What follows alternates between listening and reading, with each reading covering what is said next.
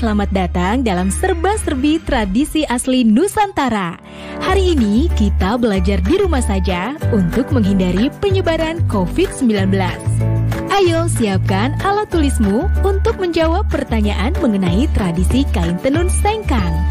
Nanti kerjakan tugas ini dengan bimbingan guru atau orang tuamu. Sekarang mari kita simak tradisi kain tenun sengkang selengkapnya.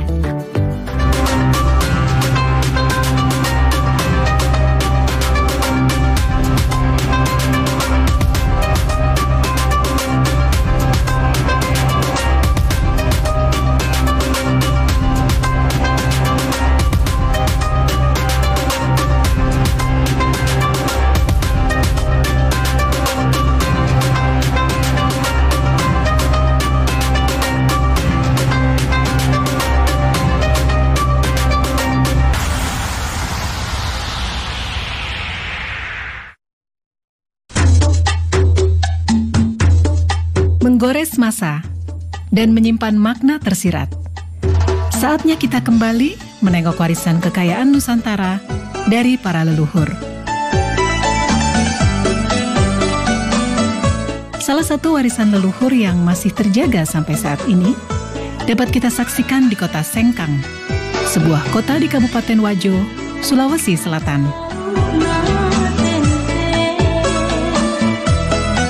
Secara sosiologis dan budaya, Kabupaten Wajo memiliki kekayaan budaya dan kekayaan alam yang menakjubkan. Di daerah ini ada Danau Tempe yang dikenal sebagai penghasil ikan air tawar.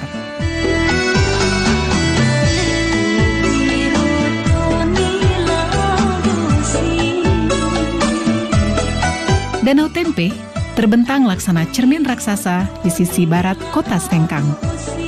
Danau ini memiliki pesona alam yang elok dan unik. Perkampungan nelayan tradisional bernuansa Bugis berjajar sepanjang tepian danau. Berjarak 2 km arah timur kota Sengkang, dekat Danau Lampulung, terdapat kampung adat Attakae. Di sana terdapat bangunan duplikat rumah adat Wajo.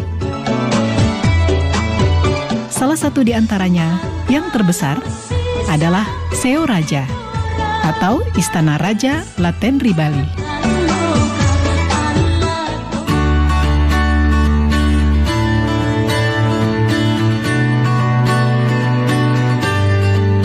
Ada yang khas dari masyarakat Bugis sebagai suku asli yang mendiami wilayah Kabupaten Wajo, yaitu keberadaan kain tenun sutra Sengkang. Menurut cerita turun-temurun dan beberapa literatur, kain tenun sutra Sengkang telah ada sejak ratusan tahun silam. Pertama saya mengungkap sebuah naskah yang pernah saya baca, yaitu Lontara Belawa. Di situ pertama kali saya temukan kata-kata sutra. Di situ antara perkawinan anak kaji dari Luwu dengan Iswari dari Mancapai. Di situ juga saya temukan kata-kata di dalam lontara, kata-kata Sengkang. Lalu ini putri dari Mancapai dengan perkawinannya dengan anak kaji dari Luwu, maka diberikan kekuasaan di 4 daerah, yaitu Tempe, Singkang, Tampangi, dan Wage. Disitulah awalnya kita mengenal, sudah mulai kenal nama sutra. Tenun ini sudah ada sejak abad ke-14 di Kabupaten Wajo ini. Namun pada saat itu terbatas pada pembuatan untuk pemakaian sendiri, bukan untuk komoditi dagangan. Misalnya seseorang ingin melakukan hajatan pernikahan, terutama pada acara-acara pernikahan, itu biasanya anak-anak perempuan itu diminta atau disuruh oleh orang tuanya untuk menenun sarung. Apakah untuk dipakai dia sendiri ataukah untuk orang tuanya. Itu sehingga belum terjadi di masyarakat sebagai suatu komoditi dagangan, tetapi hanya untuk pemakaian sendiri.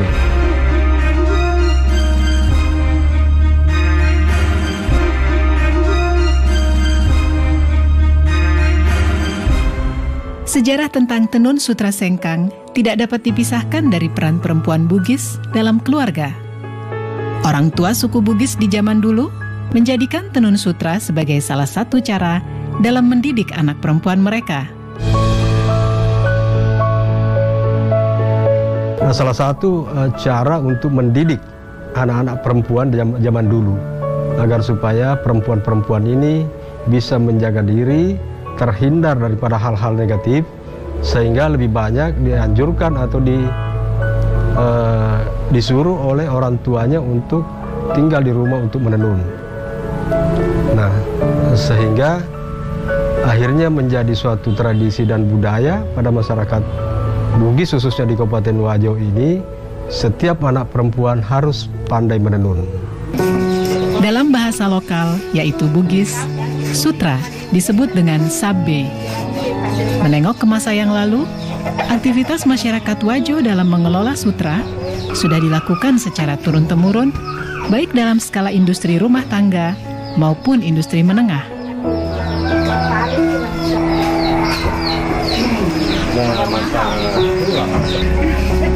Proses pembuatan kain sutra membutuhkan waktu yang cukup lama dan melibatkan sedikitnya 15 orang dalam satu kali tahapan pembuatan kain.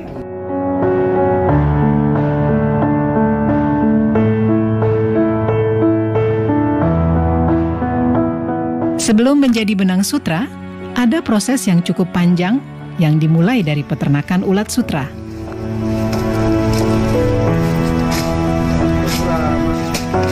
Proses ini mulai dari pemeliharaan ulat sutra, proses menjadi kokon, hingga akhirnya menjadi benang sutra yang siap ditenun menjadi sehelai kain.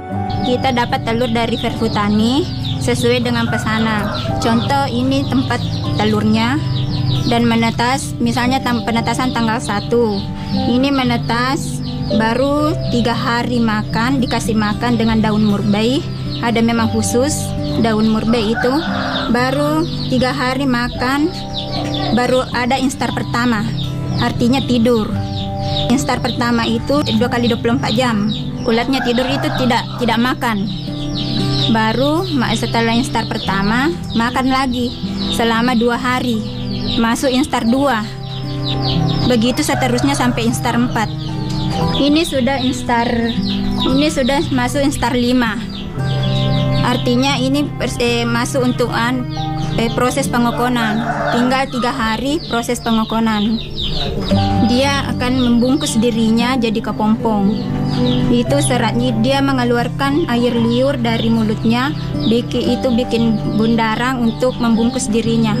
Dan bundaran itulah disebut kokon, dan itulah yang menjadi sutra.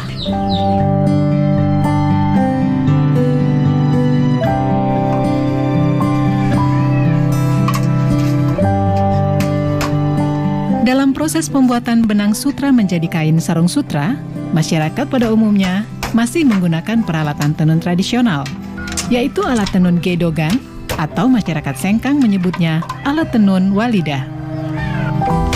Ini alat tenunan gedogan, satu setnya.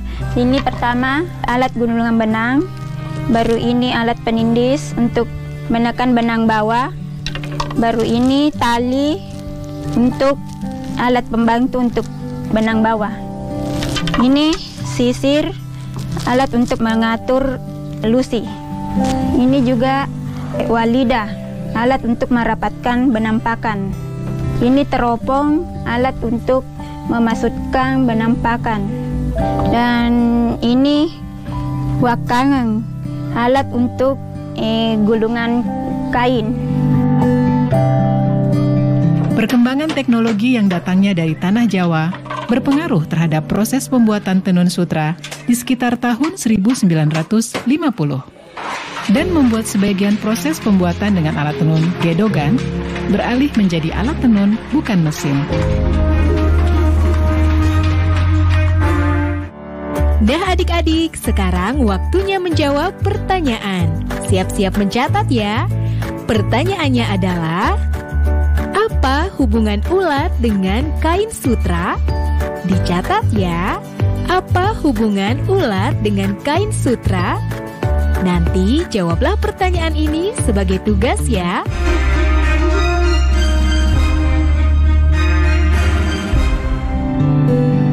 Keberadaan kain tenun sutra sengkang tidak dapat dipisahkan dari kehidupan sehari-hari masyarakat Wajo. Bahkan di tahun 70-an, tenun sutra seolah mempunyai keistimewaan tersendiri saat hari raya tiba. Tidak hanya itu, sutra sengkang mempunyai nilai simbolik yang sangat tinggi dalam menerjemahkan hubungan suami istri dalam kehidupan masyarakat Wajo.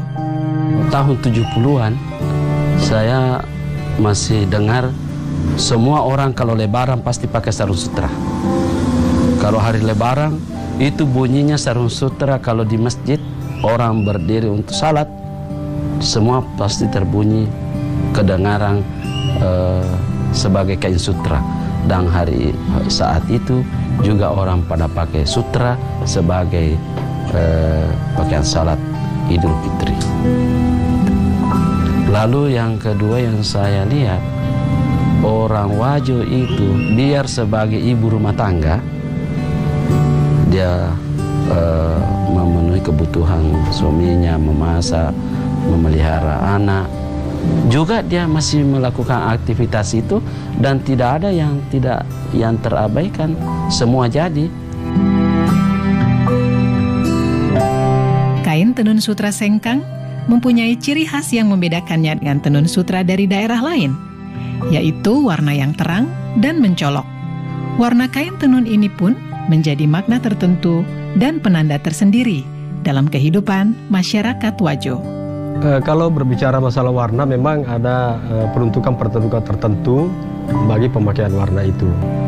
Misalnya saja seorang gadis itu biasanya memakai sarung baloreni, kotak-kotak kecil dan halus, dan terdiri dari warna tua muda. Pada umumnya memakai warna pink terang dengan pink muda, ataukah hijau daun dengan hijau muda, dan seterusnya.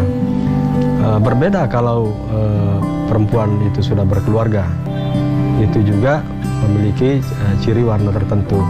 Ataupun laki-laki yang masih lajang, belum menikah. Nah, sehingga pemanfaatan sarung itu pada zaman-zaman yang lampau, pada umumnya keluarga-keluarga jika menghadiri undangan membawa serta keluarga-keluarganya. Jika satu keluarga memiliki anak laki-laki, itu dibawa serta dalam suatu acara pesta pernikahan. Dan dipakaikanlah sarung yang menandakan bahwa si anak ini masih bujang. Di keluarga lainnya juga mungkin membawa anak gadisnya yang juga memakai sarung yang menandakan bahwa dia masih masih gadis. Ya, sehingga kadang-kadang terjadi perjodohan setelah acara itu, karena pada saat berkumpul orang-orang sudah bisa melihat, oh si keluarga ini memiliki anak laki-laki yang masih bujang, keluarga ini masih memiliki anak yang masih gadis. Jadi ada warna khusus untuk kalangan bangsawan, warna hijau karatong. Kalau di sini kan hijau datu, itu dikhususkan untuk kalangan bangsawan. Ada warna kuning, ada warna merah, ada warna ungu. Itu ada tempat-tempatnya bahwa kalau warna ini, kalangan ini yang bisa, umur sekian yang bisa pakai. Itu dulu, tapi sebagian sekarang masih daerah di Tanah Bugis masih pertahankan itu. Sebagian juga tidak pertahankan lagi. Selain warna, motif khas kain tenun sutra sengkang juga menjadi ciri khas yang telah ada sejak ratusan tahun silam. Meski seiring berjalannya waktu, motif-motif ini mengalami modifikasi. Sebenarnya motif-motif yang tercipta itu tidak terlepas daripada karakter orang Bugis Wajo itu yang berada dalam pemerintahan yang demokratis, walaupun pemerintahan itu kerajaan. Itu yang tercipta di masyarakat karena begitu leluasanya, begitu bebasnya orang mencipta, sehingga tidak ada batasan bagi mereka seniman-seniman perajin tenun ini untuk mendapatkan inspirasi yang lebih luas lagi, yang kemudian diimplementasikan ataukah dibuat dalam bentuk motif pada tenunan itu.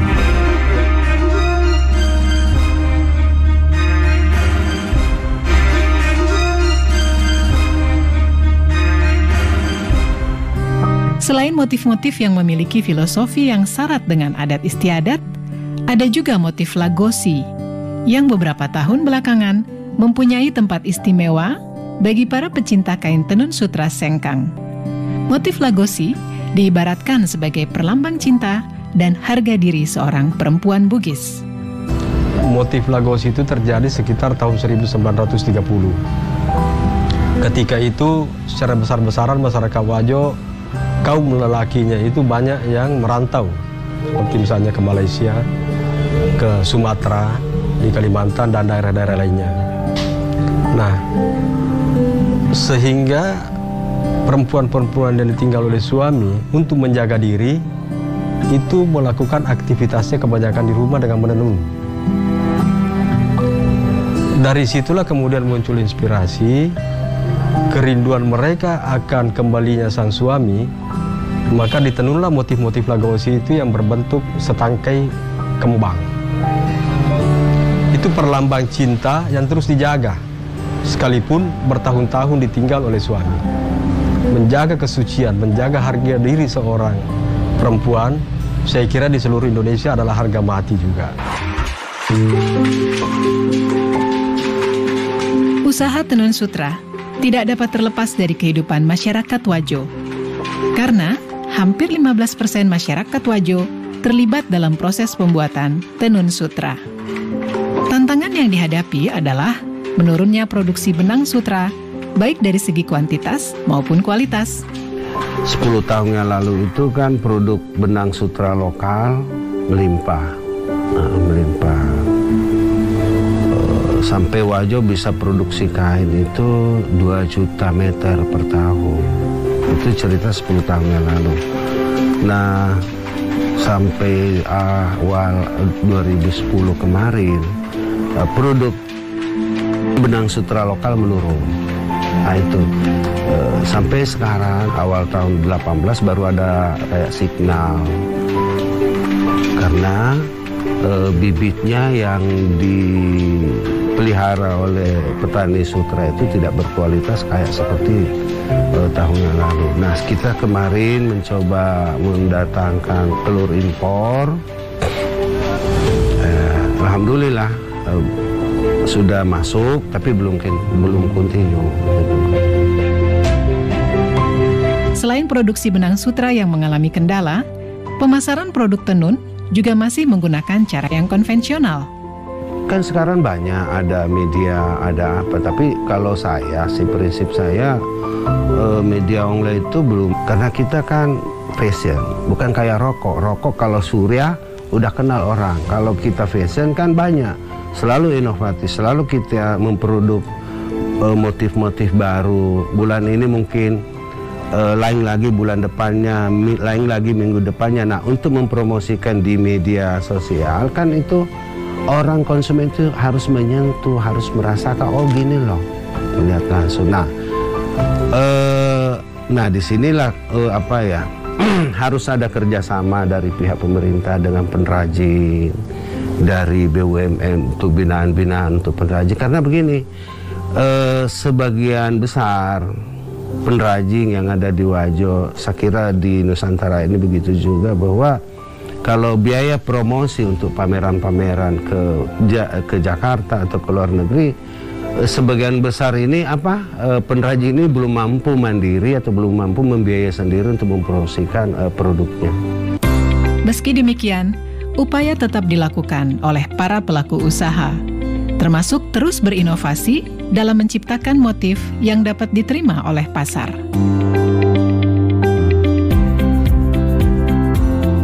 Satu hal yang masih sangat melegakan dan menyisakan harapan besar, bahwa sampai saat ini, masyarakat Wajo, baik generasi tua maupun muda, sebagai pewaris kekayaan Nusantara ini, masih sangat mencintai dan menjadikan Sutra Sengkang sebagai bagian yang tak dapat dipisahkan dalam kehidupan mereka sampai kapanpun.